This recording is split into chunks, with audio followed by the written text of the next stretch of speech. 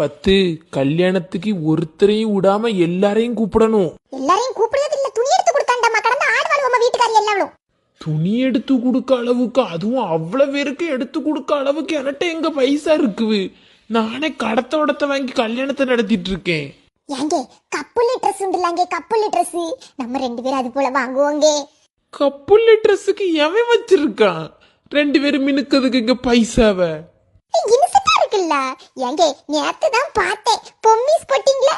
ஏங்க வாங்குவோங்க, 20% ஆஃபர் ஓடி போகுது. மேரேஜ் ஃபெஸ்டிவல்னால அப்படி போவாங்க. ஏங்க வாங்குவோங்க. இல்லையே, நீ சொல்லதை பார்த்தா எனக்கு சந்தேகமா இருக்கேட்டி. மாப்பிள்ளையும் பொண்டாட்டியும் துணி போடுறதுன்னா அது விலை கூடுதலா இருக்கும். இதுல ஆப்பர் வேறையா?